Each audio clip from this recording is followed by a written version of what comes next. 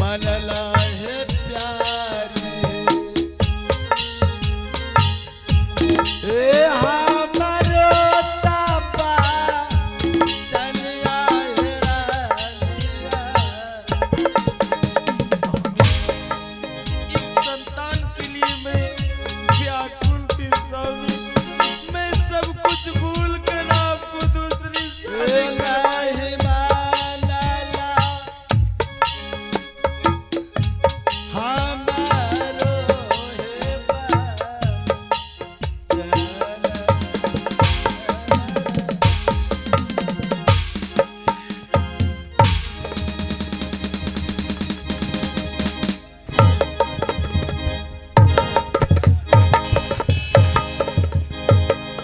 पागल हो गई हो तुम हरामी।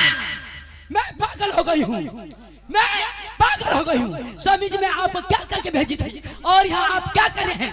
आप रासलीला जा रहे हैं, रामलीला कर रहे हैं। स्वामी जी हट जाइए, अरे हट जाइए।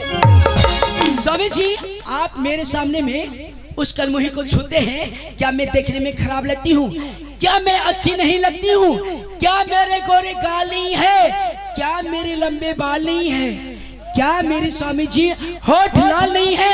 मुझ में क्या कमी है स्वामी जी? क्या मैं आपको अच्छी नहीं लगी? तुम्हारा सब चीज ठीक ठाक है, लेकिन तुम्हारा विचार मुझे अच्छा नहीं लग रहा है। क्या मेरा विचार आपको अच्छी नहीं लगी? तो स्वामी जी आप इसी वक्त इसी क्षण आप महल चले जाइए। आप महल जाइए। नहीं जाऊंगा, जाइए, नहीं जाऊंगा।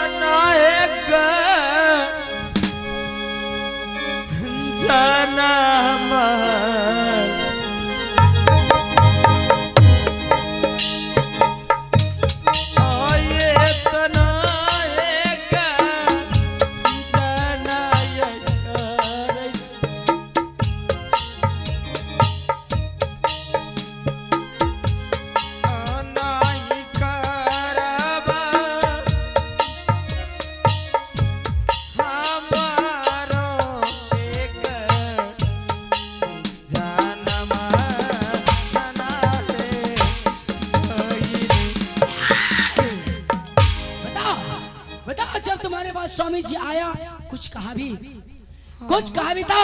क्या कहा था? बात स्वामी जी आने से पहले मुझे कहा अपने राजमहल को छोड़कर चले जाओ। हाँ, और तुम चले जाने के लिए कहा। अभी तक तुम इस महल में क्या कर रही थी? लेकिन बात मैं ये जिद करके उसे अपने पास रही और बोली कि छोटे बहन आएंगे, उसे चरणों से लगकर मैं माफी मांग लूंगी और अपने महल में राजमहल में रहूंगी। तुम इस महल में रहेगी? तुम सोच रही होगी तुम्हारे साथ ये सलूक मैं क्यों कर रही हूँ? क्योंकि तुम एक बाज हो। हाँ हाँ, तुम एक बाज हो। बाज की नजर किसी औरत पे पड़ जाए, हो सकता है वो भी औरत बाज हो जाएगी। इसीलिए तुम्हें ये महल छोड़ के इस वक्त इस क्षण तुम्हें जाना होगा। कहाँ जाऊंगी? किसके सहारे रहूंगी? अपने ही राजमहल में थोड़ी सी जगह दे दो बहन, मैं उसी जगह अपने स्वामी के चेहरे को देखकर अपने जीवन व्यतीत कर लूंगी बहन। अच्छा, कहाँ जाएगी? कहीं जाओ, कहीं नदी में जाके डूब मरो। या कहीं पर ट्रेन के पटरी पे जाके कट जाओ, मुझे कोई कम नहीं, मुझे कोई एतराज नहीं।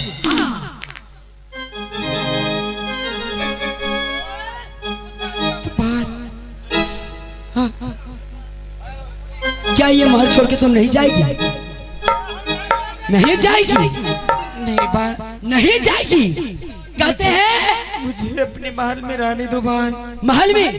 तुम्हें एक पल महल में नहीं रहने दूंगी, क्योंकि यदि मुझे किसी दासी की और जरूरत पड़ जाए मैं बाहर से दासी मंगा लूंगी, परंतु तुम्हें इस महल में एक पल नहीं रहने के लिए दूंगी। हाँ, और कहते हैं लात का देवता कभी बातों से नहीं मानता। ये हरामजादी वैसे मानने वाले में से नहीं है। क्या नहीं जाएगी? कवनी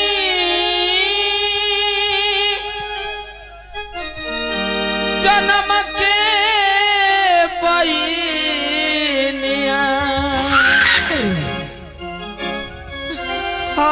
बदलाए चू कब चापई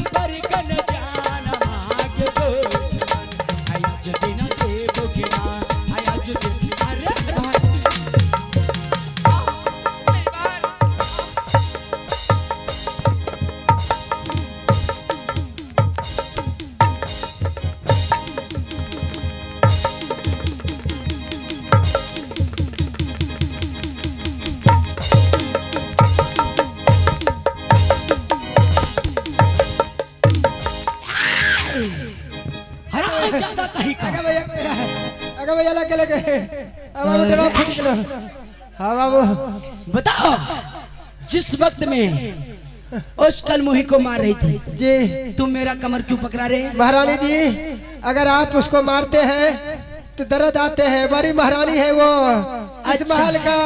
प्रणाम प्रणाम महारानी जी। बताओ, मैं इस महल में नई नवीन दुल्हन जी हराम ज्यादा